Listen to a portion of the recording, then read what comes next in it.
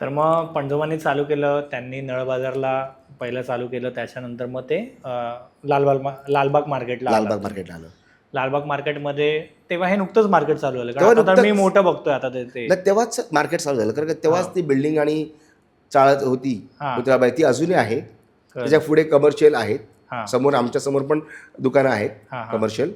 एक fish market आहे पुढे, बरोबर. फिश मार्केटला पण तिथे इस्टेट डिपार्टमेंटची जे आहेत, मार्केट डिपार्टमेंट इस्टेट डिपार्टमेंटची अशी गाळे आहेत, BMCच्या अंडर असतात. कळलं. त्या BMCचे आम्ही भाडे करू आहोत, म्हणजे आम्ही हे आहोत समजलं सध्या. समजलं.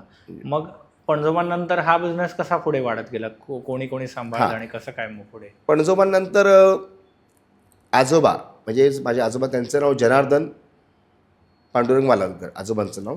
आणि मग त्यांनी पण ते पण सोशली त्यांचं पण म्हणजे मार्गदर्शन एवढं चांगलं होतं की त्यांनी तो बिझनेस पणजोबांच्या बिझनेस त्यांनी तो पण टेकओव्हर केला. आणि त्यांना पण याच्या मसाल्यामध्ये बऱ्यापैकी भरपूर नॉलेज चांगलं होतं, कसं मार्केटमध्ये कसं आपण चांगली वस्तू बघायची, चांगली वस्तू पारखायची. कारण का कस्टमरला देणारं प्रोडक्ट आहे, लास्ट फिनिश प्रोडक्ट, ते चांगलं असायला पाहिजे. हे त्यांनी तेव्हा म्हणजे लोकांना सांगितलं.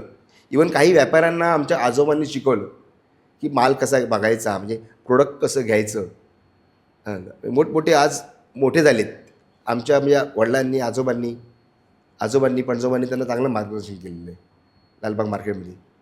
बरोबर. आणि मग वडील त्याच्यानंतर मग आजोबांनंतर कोण? आता कसं झालं, आता ते आमचे आजोबा आहेत ना, मी साधारण वर्ष 52 का 53मध्ये एक्सपायर झाली. अच्छा. म्हणजे 1977मध्ये आमचे आजोबा एक्सपायर झाले. खूप फार लवकर झाले. तेव्हा वडिलांचं वय असेल 26-27 वय. अच्छा. हां, मग त्यांच्यावरती ते पण म्हणजे कसं JJ स्कूल ऑफ आर्टमध्ये तेव्हा जात होते.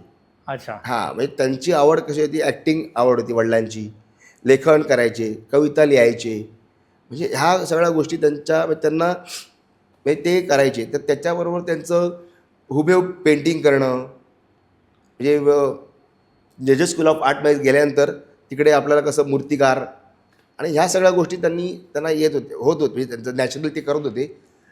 जेव्हा आजोबांचं हे असं न्यूज आली, तेव्हा त्यांनी पूर्ण लक्ष ते बाजूला सोडून ह्या व्यवसायात त्यांनी. तुम्ही हा व्हिडिओ इथपर्यंत बघितलात म्हणजे हा नक्की व्हिडिओ तुम्हाला आवडलाय. ह्याचा पूर्ण पॉडकास्ट आपल्या मेन यूट्यूब चॅनलवर आहे, ज्याचं नाव आहे वन टेक विथ अनिकेत. हे चॅनल तुम्ही नक्की फॉलो करा. आणि इंस्टाग्रामवर आम्ही बऱ्याच रील्स ह्या व्हिडिओच्या अपलोड केलेल्या आहेत, त्या पण तुम्ही सगळ्या बघा. आणि वन टेक विथ अनिकेत हे इंस्टाग्राम चॅनल पण फॉलो करा.